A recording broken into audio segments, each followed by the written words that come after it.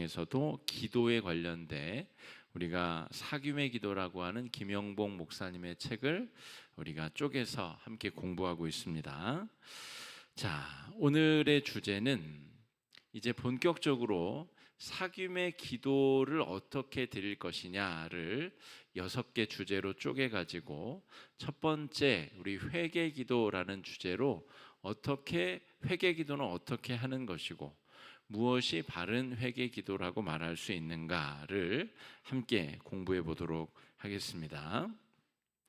회개 기도를 바르게 이해하기 위한 한 문장으로 압축된 문장은 마음의 뉘우침으로는 회개 기도가 충분치 않다라고 하는 것입니다. 그러면 회개 기도란 무엇인지 우리가 잘 한번 살펴보도록 하겠습니다.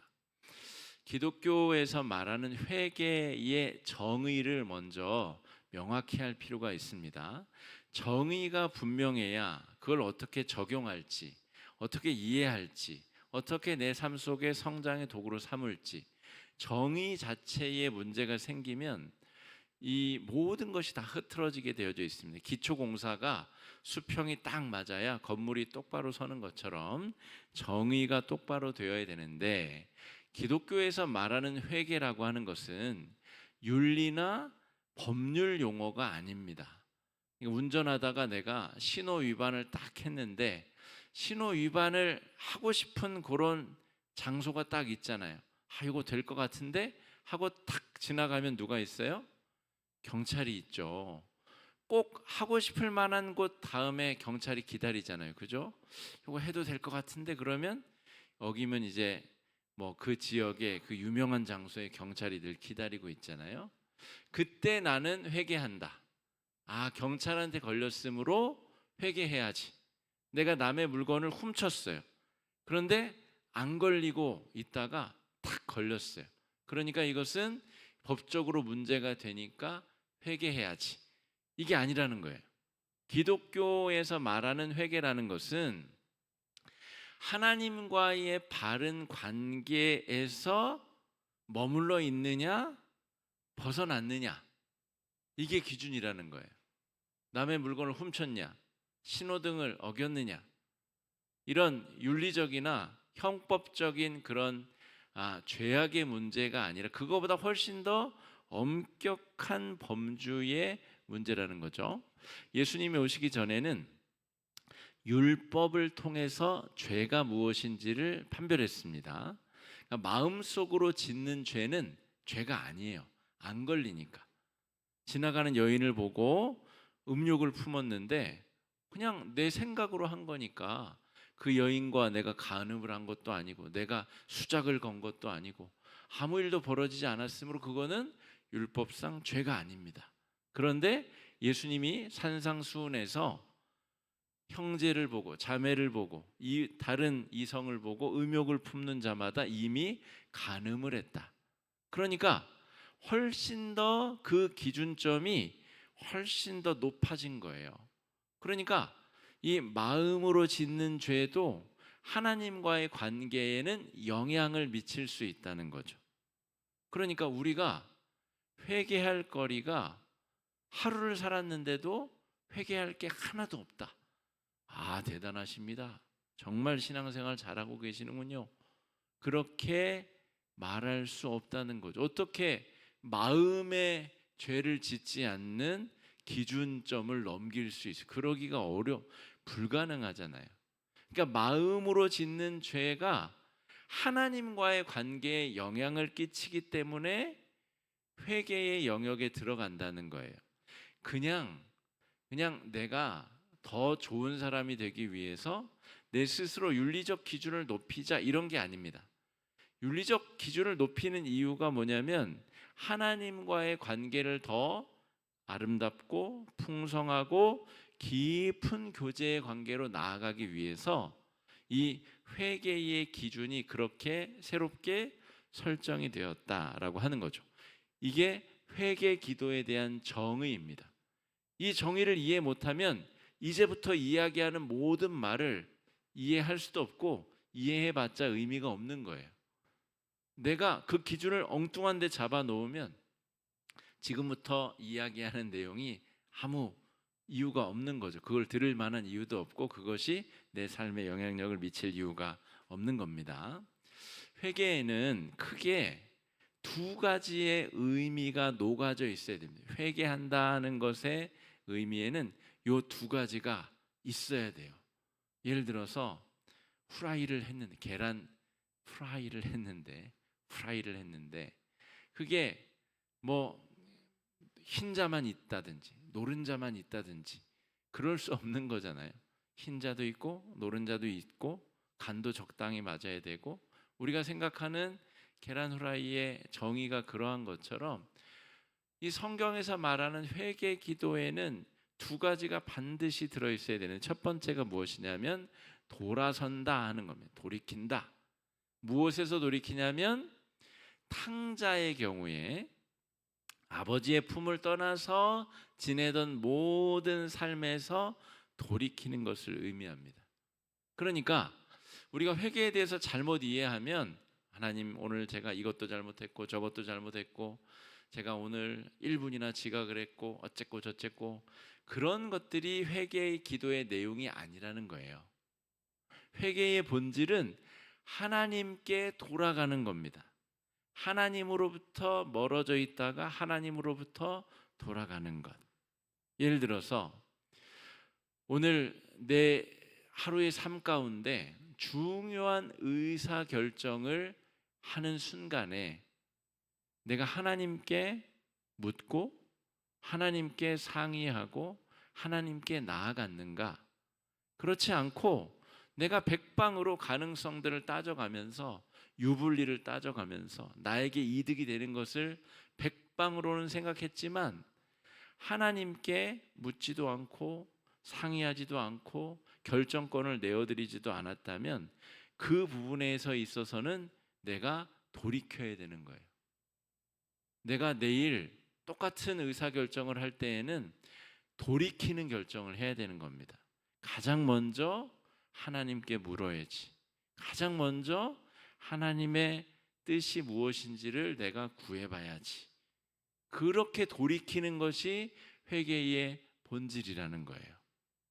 그러니까 이런 관점에서 생각하지 않으면 내가 백방으로 가는 가능성을 따져서 나에게 이익이 되는 선택을 딱 했어요. 근데 그게 이런 관점으로 보지 않으면 회개할 일이 뭐가 있어요? 잘 됐는데. 잘 돼서 내가 이익을 받잖아요. 근데 내가 왜 회개할 일이 뭐가 있어요? 떳떳하고 자랑스럽고 그 수익으로 하나님 앞에 헌금도 딱 드리고 그러면 얼마나 좋은 거예요. 그게 왜 회개할 일인가요? 그런데 회개 기도라고 하는 그 정의 자체가 하나님과의 관계라는 거죠. 하나님과의 관계. 관계가 나빠지면 회개해야 되는 거예요. 관계가 좋아지면 그것이 회개가 덜 필요한 상황이다라고 하는 겁니다. 자, 돌아선다는 것, 죄인이 하나님 품으로 다시 돌아오는 것을 의미합니다. 누가복음 15장 17절 말씀 읽어보겠습니다. 시작. 이에 스스로 돌이켜 얼마나 많은가? 나는 여기서 줄여 죽는구나. 누가복음 15장 탕자의 비유 중에 나오는 이야기죠. 근데 이 비유가 가지는 아주 중요한 상징성이 있어요. 아버지의 품을 떠나고자 하는 자를 아버지가 보내준다는 거예요. 아버지가 안 보내줄 수도 있잖아요. 야, 이놈 자식, 이런 나쁜 놈. 야, 하인들을 시켜가지고 꽁꽁 묶어두거나 매질을 하거나 광에 쳐넣어가지고 정신 차리게 할 수도 있잖아요. 그런데 이 비유가 가지는 중요한 상징성은 아버지 곁을 떠나고자 하는 아들을 아버지가 자비롭게도 보낸다는 거예요. 우리도 마찬가지죠. 갑자기 시험 들어가지고 나 교회 안 나가. 그럼 하나님이 벼락을 치시나요? 뭐 천둥을 치시나요? 뭐 천군 천사를 보내가지고 팔을 꽁꽁 묶어놓거나 다리를 분지르십니까? 여러분, 우리가 신앙생활을 그만하겠다 그러면 하나님이 막지 않으신다는 거예요. 그리고 떠난 그 즉시 그 직후에는 마치 좋은 것 같은 그런 일들도 벌어집니다. 허랑방탕하고 욕망도 채우고 자기가 하고 싶었던 일도 다 하고 나가자마자 다리가 부러지면 아유 돌아가야 되나 보다. 나가자마자 뭐 사자가 나타나고 호랑이가 나타나면 무서워서라도 돌아가겠죠. 그런데 하나님이 왜 떠나도록 내버려 두시냐는 거예요. 이 비유가 그래서 중요한 겁니다. 이 비유는 우리와 하나님 사이에 벌어지는 일을 똑같이 반영하고 있다는 거예요. 자, 그런데 이 떠나간 아들에게 무슨 일이 생기냐면 처음에는 좋은데 반드시 망한다는 거예요. 반드시. 이게 이 비유가 가지는 아버지는 떠나고자 하면 막지 않는다는 것 아주 중요한 상징이고 떠난 직후에는 꽤 좋은 일이 펼쳐진다는 것.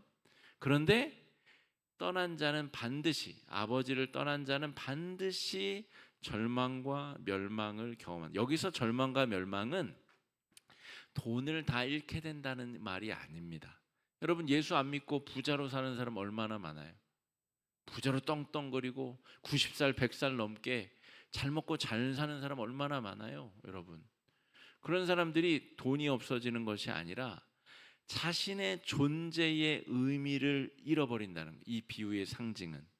그리고 하루하루 자기가 죽어가는데 죽음을 향해서 나아가는데 그 죽음 이후에 어떤 일이 펼쳐질지 알 수 없는 공포와 두려움에 매일매일 바들바들 떨면서 살게 된다는 거예요. 사람은 다 죽죠. 그런데 하나님을 떠난 자들은 그 공포와 두려움과 영적 외로움에 바들바들 떨면서 결국 이 탕자처럼 된다는 비유가 이 비유가 가지는 온 인류를 향한 아주 중요한 메시지라는 겁니다. 그러니까 이 탕자가 스스로 돌이켜서 돌아가야 되겠다. 이게 회개라는 거예요. 회개 기도를 아주 정확하게 묘사한 표현이 바로 누가복음 탕자의 비유다라고 하는 겁니다. 자, 아버지께 돌아가려면 어떻게 해야 되죠?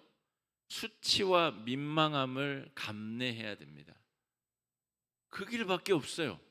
아버지께 돌아가서 내가 잘못했습니다. 고개를 숙이지 않으면 돌아갈 수가 없습니다. 그렇다고 안 돌아갈 수도 없어요.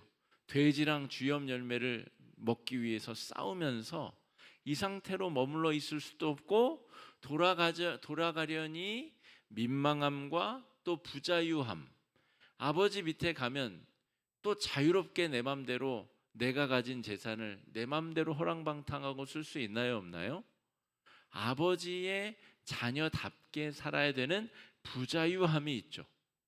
여러분도 주일에 어디 놀러 가고 싶은 마음 있잖아요. 막 봄에, 가을에 날 좋을 때 친구들 어디 놀러 갈 때 그러고 싶은 마음이 뭐 안 계신 분도 있겠으나 있을 수 있잖아요. 여러분 그런데 그 부자유함보다 내가 떠났다가 겪은 그 실망과 좌절과 외로움과 파탄이 너무너무 싫어야 부자유함이 감사하다는 겁니다. 이것이 회개 기도가 가지는 아주 중요한 본질적인 특징이라는 거죠. 민망하죠. 다시 내가 돌아가서 아버지 받아주십시오. 얼마나 민망합니까? 자기가 틀렸다는 것을 자기 입으로 고백해야 되는 거 아니에요? 민망함과 부자유함과 자기가 틀리고 어리석었다는 것을 인정해야 되는데 그게 얼마나 싫겠어요. 그런데 그 싫음보다 내가 탕자로서 경험했었던 그 지옥 같은 삶이 더 싫어야 돌아갈 수 있는 겁니다. 이것이 회개 기도의 본질이다 말할 수가 있겠습니다. 회개가 아까 두 가지 특징, 흰자와 노른자를 다 가져야 되는데 두 번째 특징이 무엇이냐면 뉘우침입니다. 첫 번째는 돌이키는 것이고 두 번째가 뉘우치는 겁니다. 자, 뉘우친다는 것의 의미는 무엇이냐면 죄를 지으면 죄를 짓는다는 것은 정의, 아까 1번으로 돌아가면 정의는 하나님과의 관계가 문제가 생기는 게 죄입니다. 신호등을 어기고 뭐 이렇게 하는 게 그거는 그 법을 어기는 거지. 여기 종교적으로 말하는 회개는 아닙니다. 그것도 물론 하나님께 회개할 거리이긴 하지만 여기서 말하는 회개는 하나님과의 관계가 지금 어떠한가. 정말 세상적으로는 아무런 잘못을 저지르지 않고도 하나님과 등 돌리는 사람들이 있죠. 저 사람은 법 없이도 살 사람이야. 그런 사람들.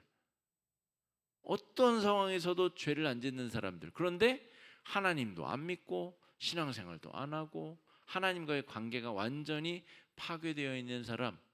종교적으로는 회개해야 될 사람이라고 말할 수 있는 겁니다. 그 이야기를 하고 있는 겁니다.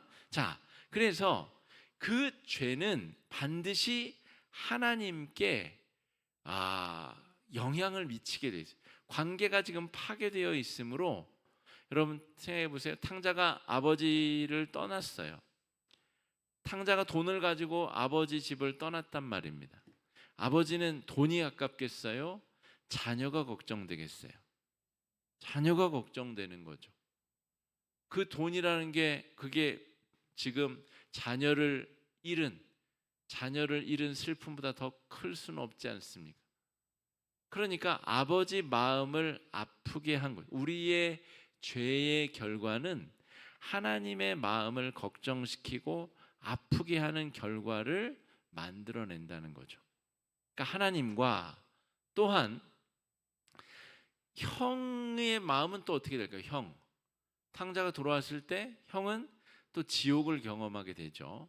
그러니까 집 떠나서 그 먼 타국에서 저지른 죄악 때문에 연루된 수많은 사람들은 다 차치하더라도 그 이야기에 등장하는 아버지와 형의 마음에 굉장한 불편함을 끼치고 영향을 주었다는 거죠.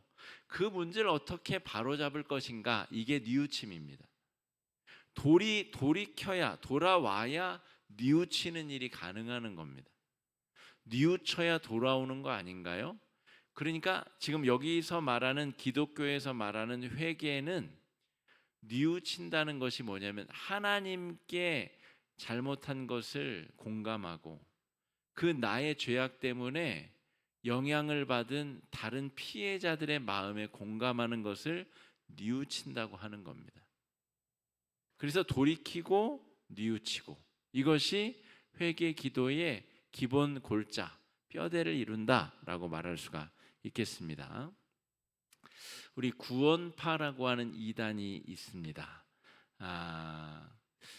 이단에 빠지는 사람들의 이야기를 들어보니까 기존 교회에서 말씀도 잘 안 가르쳐주고 이단에 갔더니 정성스럽게 말씀을 가르쳐줬다는 거예요. 그러니까 희한하잖아요. 정통 교회에서 말씀을 안 가르쳐준다니. 그리고 잘못된 성경 해석이지만 정성스럽게 가르쳐주니까 거기를 사람들이 많이 간다는 거예요. 그러니까 우리 교회가 그 부분에 있어서 많이 회개하고 각성하고 돌이켜야 됩니다. 우리가 말씀을 더 깊이 묵상하고 말씀을 가르치고 말씀을 배우고 말씀대로 살아가려고 애쓰는 것이 정말 중요하다는 거죠. 그런데 이 구원파 이단의 핵심은 뭐냐면 구원파 이단은 이 침례교에서 발생한 이단이거든요. 침례교는 유아 세례를 인정하지 않습니다. 유아 세례를 인정한다 해도 다시 세례를 받아야 된다고 주장해요. 내 이성이 내 자발적으로 내가 예수 믿기를 결정한 다음에 그 증거로서 침례 물에 풍덩 들어갔다 나오는, 그러니까 나의 결정이 굉장히 중요한 교단이 침례교파입니다. 그러다 보니까 여기서 파생된 이단인 이 구원파는 내가 딱 구원받고 성령 받은 그 순간 영원히 회개할 일이 없어졌다라고 가르칩니다. 그러니까 신학적으로 큰 문제가 있는 거죠. 구원을 완성해 나간다고 하는 이 거대한 신학적 교리 자체를 자기들의 편리성으로 그냥 치환해버린 그런 심각한 교리를 가진 이단입니다. 그래서 죄책감이 없어요. 내가 구원받을 때 이미 다 해결됐으므로 그 순간 이후로는 내가 무슨 짓을 지어도 용서는 그냥 자판기입니다. 하나님 잘못했습니다. 툭탁 캔이 나와서 콸콸콸 마시고 끝나는 거예요. 그런 식의 회개. 그런데 여러분, 구원파가 이단인데 정통 개신교회 교인들도 이렇게 예수 믿는 사람들이 많다는 거예요. 나는 구원파 안 다니는데? 그런데 회개 기도의 신학에 있어서는 구원파처럼 용서를 자판기 넣어가지고 음료수 따먹듯이 그렇게 하는 성도들이 많다는 거예요. 하나님, 제가 회개했지 않습니까? 잘못했다고 얘기했잖아요. 그럼 된 거지. 나 용서해 줘야지. 뭐 그렇게 이렇게 따지고 묻고 그렇게 죄책감을 주시고 그렇습니까? 라고 이렇게 죄짓고 회개하기를 그냥 은혜를 싸구려로 만들어버리는 그런 성향을 가진 기독교인들이 적지 아니하다라고 하는 겁니다. 자, 그래서 회개를 할 때는 일반적인 기준을 적용하면 안 됩니다. 그러니까 하나님과의 관계가 복원이 되는가의 관점에서 우리 회개 기도를 이해해야 된다는 거예요. 지금 우리가 공부하고 있는 책의 제목이 사귐의 기도잖아요. 성령이 우리 안에 내주하신 이유는 우리와 살기 위해서잖아요. 여러분, 한 집에 사는 여러분 가족들하고 탁 집에 들어갔는데 한마디 말도 안 하고 각자 자기 방에서 그냥 지지고 볶고 하다가 각자 알아서 밥 차려 먹고 그냥 각자 알아서 이렇게 생활비도 나눠서 조금씩 내고, 그런 것은 같이 동행 동거하는 게 아니라 그냥 각자 같이 사는 거죠. 각자인데 같이 사는 것. 이상하지 않습니까? 같이 사는데 말 한마디도 안 하고 어떻게 지냈는지 묻지도 않고 듣지도 않고 서로 관심도 없고, 아픈데 자기 아프다고 도와달라고 말도 못하고 동행하고 동거하는 관계라고 보기가 어렵죠. 그러니까 성령께서 우리 안에 내주하셨다는 것은 끊임없이 우리가 소통하고 교제하고 그 관계가 유지되고 성장하고 발전한다는 것을 의미하는데, 회개가 필요한 순간은 그 관계에 문제가 생겼을 때 우리는 회개한다라고 이야기를 한다는 것이죠. 그러니까 여러분, 내가 오늘 회개할 게 뭐가 있지라고 오늘 하루를 쭉 저녁에 성찰해 보시면서 하나님 앞에서 이거는 내가 좀 잘못한 것 같다. 내가 하나님과 동행하는 사람으로서 이런 생각을 한 것, 이런 행동을 한 것은 하나님께 좀 죄송하다. 이게 회개의 거리라는 거예요. 내가 오늘 길 가다가 침을 탁 하고 뱉었는데 경찰한테 걸리진 않았지만 내가 그 하나님한테 회개해야지. 그것도 회개할 거리이긴 하죠. 그런데 어떤 관점에서 봐야 된다고요? 하나님 앞에서 하나님 보시기에 내 마음가짐과 내 행동이 하나님 앞에서 이건 회개해야 되겠다, 그런 마음이 들어야 된다는 거예요. 나랑 같이 사시는 그분 앞에서 내가 어떠했는가, 내 마음가짐과 생각이 어떠했는가를 따져봐야 된다는 거예요. 제가 저번에도 한번 예를 들었는데, 제가 부교육자로 있었던 어떤 교회의 부목사님이 되게 엄격한 신앙을 가진 분이셨어요. 여러분도 아시다시피 저는 엄격한 신앙인은 아니죠. 엄격해야 된다, 막 기도를 2시간씩 해야 된다, 안 하면 큰일 난다, 그렇게 가르치지는 않지 않습니까? 근데 그분은 약간 그런 분이셨어요. 엄격한 신앙. 그래서 자기가 가르치는 청년 제자들에게 이래야 된다 저래야 된다, 그런 계율이 많은 분이셨는데, 어느 날 그 아들이 또래의 그 유치부 친구에게 궁금해서 그랬겠죠. 어떤 성적으로 수치심을 느낄 만한 어떤 행동을 했나 봐요. 그런데 그 유치부 아이가 자기 엄마한테 이런 일이 있었다고 얘기를 하자, 그 집사님 부부가 이 목사님을 찾아가 가지고 이런 일이 있었다, 어떻게 됐는지 알아봐 달라, 진상을 조사해 달라 라고 얘기를 한 거죠. 자기 딸은 유치부생이고 그 목사님 아들은 초등학교 몇 학년쯤 되니까 뭐 충분히 벌어질 수 있는 일이잖아요. 그러니까 이분은 진상을 조사해서 사과받을 건 사과받고 재발 방지를 약속받고 싶었던 거예요. 그 집사님 부부는. 그런데 이 엄격한 계율을 행하시는 그 목사님이 뭐라고 답했냐면, 내가 우리 아이들을 말씀으로 가르쳤는데 그럴 일이 없다. 절대 그럴 일이 없다. 진상 조사를 안 하고 그렇게 해버렸다는 거예요. 그러면 이 관점에서 보자는 거예요. 지금 이것 때문에 예를 드는 거예요. 하나님 보시기에 이 집사님 부부와 이 목사 부부, 그 아이들 둘이 있는데 하나님 보시기에는 어떻겠느냐? 회개할 거가 없는가? 내가 진짜 말씀으로 다 잘 가르치면 얘는 그러면 실수를 하거나 호기심을 가지지 않습니까? 안 그럴 수도 있잖아요. 알아봐야죠. 무슨 일인지 물어보고, 실제로 안 그랬다면 안 그랬다고 하네요 라고 얘기를 하든지. 그런데 내가 말씀으로 잘 양육했으니 이 아이는 절대 그럴 일이 없을 것이다. 그러면은 그 이야기를 한 그 유치부 아이는 그럼 뭐 있지도 않은 일을 얘기했다는 거며, 그 집사님 부부는 없는 얘기를 꾸며서 지금 다그치고 있다는 것이며, 하나님이 보시기에 몹시 이상한 상황이고, 실제로 피해를 당했다고 주장하는 아이도 있고 부모도 있는데, 그 목사님이 그렇게 행동하는 것이 과연 잘한 것인가? 이 기준에서 보면 뭔가 잘못하고 있다라는 거죠. 자기 확신, 나는 제대로 가르쳤으므로 내 아이는 그런 일을 하지 않을 것이다라고 하는 자기 신념을 하나님과의 관계보다 더 중요하게 여겼기 때문에 저지른 실수라고 저는 생각합니다. 그게 벌써 십몇 년, 20몇 년 전 일인데 아직도 기억이 나는 것은 굉장히 충격적이잖아요. 그렇죠?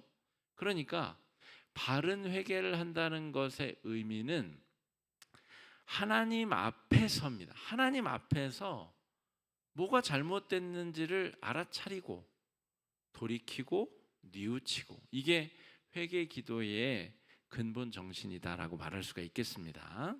자, 그래서 회개의 4단계를 이 책에서 이야기하고 있는데, 회개의 첫 번째 단계는 죄의 고백입니다. 죄의 고백. 그러니까 오늘 하루 종일 있었던 일을 다 열거하라는 말이 아닙니다. 오늘 제가 하나님 6시에 일어나기로 했는데 6시 3분에 일어났습니다. 정말 죄송합니다. 그런 이야기를 하라는 게 아닙니다. 어떤 규칙을 정해놓고 율법적으로 그것을 지켰는가 안 지켰는가를 따져 묻는 게 회개가 아니라는 거죠. 여전히 그것을 회개라고 착각하시는 분들이 많아요. 여러분, 제 아들을 얘기를 그만해야 되는데, 예를 들어서 어린 자녀가 7시 반에 일어나기로 했는데 7시 40분에 5분만 더 하다가 7시 45분에 일어났어요. 그럼 부모가 그 아이를 막 매질을 해야 됩니까? 피곤한가 보죠. 좀 더 자고 싶은가 보죠. 하나님이 그렇게 생각하지 않겠어요? 6시 3분에 일어났다고 그게 회개할 일이에요? 그러니까 회개할 일과 아닌 일을 구분을 제대로 못한 상태로 쓸데없이 율법적 회개를 남발하다가 진짜 중요한 회개를 놓친다니까. 아까 그 목사님처럼 진짜 중요한 회개는 놓치고 엉뚱한 것만 회개를 하고 있는 거예요. 그것은 바른 회개 기도의 모습이 아니다라고 하는 거죠. 그래서 하나님 보시기에 내가 뭘 잘못했는지를 얘기를 하라는 겁니다.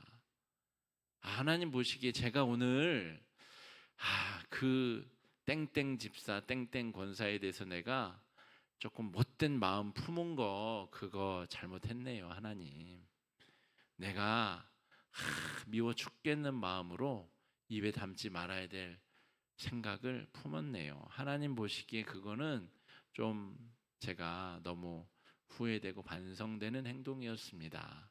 그런 얘기를 정확하게 뭘 어떻게 하나님 마음에 어떻게 불편하게 했는지를 내가 찾아보는 것, 그것이 바른 죄의 고백, 첫 번째 행위. 하나님 보시기에 하나님과의 관계에서 하나님이 나를 그렇게 사랑하는 눈으로 보시는데 1분 어겼다, 2분 어겼다 그런 거 째째하고 그런 거 말고 실제로 하나님 보시기에 예를 들어서 탕자가 돌아왔는데 둘째가 돌아왔는데 첫째가 지금 심통이 난 표정으로 동생을 보고 있잖아요. 내가 오늘 그런 마음을 품었다면 하나님 보시기에 얼마나 마음이 찝찝하시겠어요. 동생이 돌아왔는데 내가 기쁜 것처럼 내 큰아들도 같이 기뻐했으면 좋겠는데 큰아들이 막 진짜 똥 씹은 표정으로 그러고 있으면 하나님 마음이 어떠시겠냐고. 그 관점에서 내가 뭘 잘못했는지를 정확하게 고백하는 것이 첫 번째 단계이다라고 하는 것입니다. 두 번째 단계는 성령의 은혜를 구하는 겁니다. 여기서 성령의 은혜라는 표현이 굉장히 중요한데 성령님은 우리에게 성령 스스로가 은혜를 주시는 분이 아닙니다. 여기서 말하는 은혜는 십자가의 은혜입니다. 예수님이 우리에게 주신 십자가의 은혜를 누가 주셔요? 누가 깨닫게 해주신다고요? 성령이 깨닫게 해주신다고. 삼위일체 하나님이 하시는 일이 다 다른데 성자 예수님은 우리를 위해서 죽으시고 부활하신 다음에 승천하셨어요. 그래서 성부 하나님 우편에 좌정하시사 성부와 함께 성령을 도우시는 겁니다. 성령께서는 뭘 하시냐면 성자 예수님을 통해 우리에게 주신 십자가 은혜를 매일 매순간 새롭게 깨닫게 해주시는 분이에요. 그러니까 죄의 고백이 끝난 다음에는 성령님께서 나에게 주시는 은혜를 경험하는 겁니다. 지난 주일 설교 말씀에 잉여 에너지, 남는 에너지라는 표현을 제가 썼는데 성령께서 우리 안에서 주시는 에너지는 근근히 먹고 살 만한 에너지를 주는 게 아닙니다. 넘치는 에너지, 그걸로 교회 봉사도 하고 섬기기도 하고 그러는 거예요. 그 잉여의 에너지가 없으면 근근히 숨만 쉬고 신앙생활을 하다가는 결국에는 무너지고 시험 들고 쓰러집니다.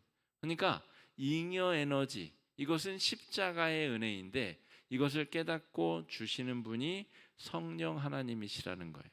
그 성령께서 우리 안에 은혜를 다시금 경험하도록 기다리고 은혜를 채워주시기를 기다리는 그 시간이 필요하다는 거예요.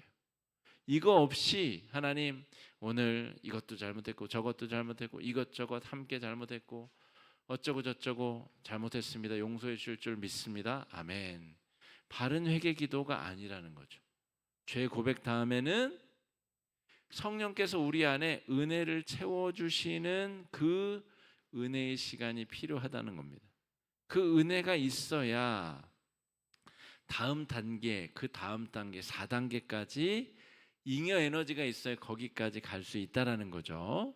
자, 아버지 품에서 느끼는 은혜. 탕자가 돌아왔는데 아버지가 저 멀리서 동굴 밖을 바라보다가 버선발로 뛰어나가서 자기 몸으로 아들의 몸을 덮죠. 와, 감쌉니다. 동네 사람들이 돌 못 던지도록 자기 몸으로 감싸고 덮죠. 이것이 성령이 주시는 아버지 품에서 느낄 수 있는 은혜라고 할 수가 있겠습니다. 자, 세 번째 기도는 죄를 짓게 된 연약한 심령을 회복시켜 달라고 하는 기도를 드리는 겁니다. 내가 오늘 땡땡 권사 심통이 나가지고 마음으로 안 됐으면 좋겠다. 그 사람 망했으면 좋겠다. 그 사람 기도하는 대로 안 됐으면 좋겠다. 온갖 심통 어린 마음을 품었는데 그 상태는 내 마음이 은혜가 다 빠져버린 연약한 상태에서 벌어진 일이라는 거죠. 그렇잖아요? 하나님과의 관계가 문제가 생겼기 때문에 내 마음이 그렇게 나쁜 쪽으로 움직이고 이상한 행위를 한 거 아니에요. 그러니까 하나님, 내 마음을 고쳐주세요. 온전케 해주세요. 다시 회복시켜 주세요. 여러분, 회개 기도라면서요. 오늘 주제가 회개 기도인데 내가 이것도 잘못했고 저것도 잘못했고 세 번째, 네 번째, 다섯 번째 잘못했는데 잘못했습니다. 용서해 주시옵소서. 다 해결받은 줄 믿습니다. 아멘. 이렇게 끝나야 될 것 같은데 지금 죄 고백 다음에 성령께서 십자가 은혜를 깨닫게 해주시는 시간도 지나가야 되고, 세 번째는 내가 왜 그때 그런 상태였는지를 다시 한번 내 마음이 하나님과의 관계가 붕괴된 상태였음을 깨닫고 다시금 회복시켜 달라고 하는 간청의 기도를 드린다는 겁니다. 이게 세 번째 내용인데, 이 대표적인 참회시, 참회라는 말은 회개한다는 말이죠. 대표적인 회개 기도인 시편 51편 10절 말씀이 이렇게 써 있습니다. 한번 읽어보겠습니다. 시작. 하나님이여 내 속에 내 안에 정직한 영을 새롭게 하소서. 그러니까 주어와 지금 수어, 서술어에 제가 색깔 표시를 해놨죠. 하나님이여, 아까 제가 첫 번째 회개기도, 잘못된 형식의 회개기도는 하나님 제가 이것도 저것도 이것도 잘못했어요. 다 용서함 받을 줄 믿습니다. 아멘. 이것은 내가 주체고 내가 주어입니다. 하나님, 내가 이것도 잘못했고 이것도 잘못했는데 내가 다 고백했으므로 용서해 주실 거죠? 용서함 받은 줄로 믿어요. 아멘. 이거는 주어가 잘못됐다는 겁니다. 바른 회개의 기도는 내가 내 마음이 하나님과의 관계를 놓쳐가지고 멀어진 상태에서 이상한 짓을 했는데 하나님이여 정한 마음을 다시 창조해 주시고 내 안에서 정직한 영을 새롭게 해 주십시오. 주체, 창조와 새롭게 하는 주체가 하나님이시고 하나님께서 다시 어그러진 하나님과의 관계를 다시금 만들어 달라는 간청 기도. 이게 회개 기도의 세 번째 축이 되는 내용이다라고 하는 거죠. 네 번째는 회복을 위해서 노력을 하는 겁니다. 무엇을 어떻게 해요? 나의 죄 때문에 하나님과의 관계가 멀어져서 내가 저지른 행동 때문에 하나님도 상처를 받으셨고 어떤 다른 이도 상처를 받았을 거 아니에요. 그 하나님과 사람에게 구체적이고 능동적으로 화해를 위해서, 회복을 위해서 노력을 해야 된다는 겁니다. 기도만 하고 끝나는 게 아니라 사과도 하고, 제가 이거 잘못했습니다. 용서를 구합니다. 라고 사과도 하고, 또 보상해야 될 것이 있으면 보상도 하고, 그래야 된다는 거죠. 악착같이 내 이익만 따지다가 내가 실수하고 잘못했는데 그냥 사과도 없이 하나님께만 회개하고 그냥 모르겠다. 밀양이라고 하는 우리 소설도 있고, 이제 소설의 제목은 벌레 이야기고요. 그것이 이제 영화된 것이 밀양이라고 하는 영화죠. 이창동 감독의 영화죠. 근데 거기서 아주 끔찍한 이 유괴와 살해가 벌어집니다. 그리고 살인범이 이제 그 살해당한 엄마에게 자기는 다 용서받았다고 이야기를 해요. 하나님으로부터. 그리고 평화를 얻은 표정을 짓습니다. 가증스럽게. 그게 얼마나 잘못된 것인지를 그 영화를 보는 사람들은 너무나 뼈저리게 느껴요. 뭔가 잘못됐다. 왜 하나님께 자기가 용서를 받지? 지금 아들을 잃은 엄마가 절규하고 있는데 왜 살인자가 평화를 얻은 표정을 짓고 있지? 그 영화를 보는 모든 사람들이 불쾌감을 느낍니다. 그러니까 회개의 최종 단계는 그 죄에 따른 피해자들에게 진정 어린 사과를 하고 그 피해를 온전히 회복할 수 없을지라도 회복되기까지 노력을 게을리하지 아니하는 것, 이것이 회개의 바른 태도다라고 볼 수가 있겠습니다. 명성교회 얘기를 하도 해가지고 명성교회 얘기를 이제 하면 안 될 것 같은데, 아들에게 세습을 했죠. 그런데 그 교회가 막강한 힘을 가지고 있어서 그 김사만 목사님으로부터 후원받고 도움받고 한 사람들이 교계에 너무너무 많아가지고 그 악행을 저지르고도 승승장구합니다. 그 교회가. 그리고 무슨 그 교회가 문제를 일으킨 다음에는 이 교계의 대표적인 신문에 그 교회의 대문짝만한 전면 광고가 등장합니다. 그러니까 엄청난 돈을 이 교계 신문에 뿌리면서 자기들의 악행을 가리고 덮는 거죠. 제가 보기엔 그렇습니다. 그런데 그 때문에 교회에 대해서 실망해서 예수 믿으려다가 포기한 수많은 사람들의 영혼의 문제,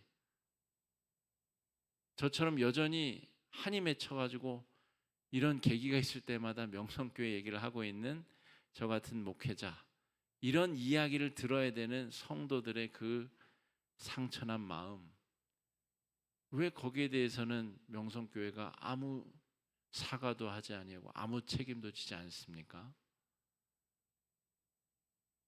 왜 자기들은 괜찮다는데 왜 너네들이 알아서 상처받고 우리에게 사과를 하라 그러냐고 왜 그렇게 뻔뻔합니까? 그러려면 교단에서 나가서 자기들끼리 신앙생활을 하든지 그래야지 왜 바른 회개를 하지 않고 그렇게 수많은 영혼들에게 상처를 여전히 입히고 있느냐라고 하는 거죠. 그러니까 여러분, 회개 기도를 한다는 것은 굉장히 어려운 일이고, 이렇게 가르치는 저도 바른 회개를 정말 바르게 하고 있느냐, 여러분 너무나 부끄러운 마음으로 이 시간에 여러분에게 이 내용을 전하고 있는 겁니다. 그러니까 제가 잘하고 있다고 해서 여러분에게 뭐 말씀드리고 있는 건 아닙니다. 저도 가르치면서 배우고 노력하고 더 성숙해야 되겠죠. 근데 우리가 정말 바르게 회개하고 있는가? 정말 나의 죄 때문에 상처받으신 하나님의 마음과 피해를 입은 자들에게 진정으로 우리가 회개하고 그것을 복구하기 위해서 정말 100분의 1이라도 복구하기 위해서 가진 노력을 우리가 기울이고 있는가? 그리고 그 진정성이 그 피해를 입은 자에게 전해지고 있는가? 우리가 이 회개의 내용을 다시 한번 잘 회개 기도에 대해서 성숙하고 성장한 자세로 한번 살펴봐야 되리라 믿습니다. 여러분, 우리가 죄인이기 때문에 죄를 안 지을 수가 없어요. 그러니까 하루에도 밤이 되면 회개할 제목이 넘쳐나는 게 맞습니다. 그게 당연지사입니다. 그리고 그걸 통해서 아까 그 잘못된 것에서 돌이키는 것이, 뉘우치는 것이 회개의 본질이기 때문에 바른 회개를 하는 사람은 반드시 성장하게 되어 있어요. 아니, 작년이나 올해나 똑같은 신앙이다. 문제가 있는 거죠. 하루에 한 번씩 365번이나 회개를 했는데도 여전히 그 상태다. 여전히 인격이 형편없고 여전히 신앙이 그 상태다. 바른 회개를 하지 않고 있다라는 증거를 스스로 드러내는 겁니다. 여러분, 예수를 오래 믿으면 믿을수록 더 풍성해지고 영글고 고난을 품어서 진주를 만들어낼 수 있는 정도의 실력이 있어야 된다는 거죠. 그게 바로 성령의 마음에 공감하며 하나님의 동역자로 동역하는 태도입니다.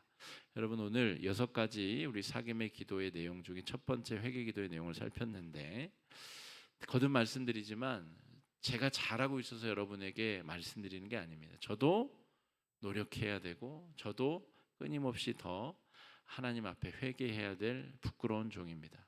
우리 모두가 더 바른 회개의 기도로 성숙한 신앙으로 나아갈 수 있길 위해서 함께 기도하면 좋겠습니다. 4가지 기도 제목 가지고 함께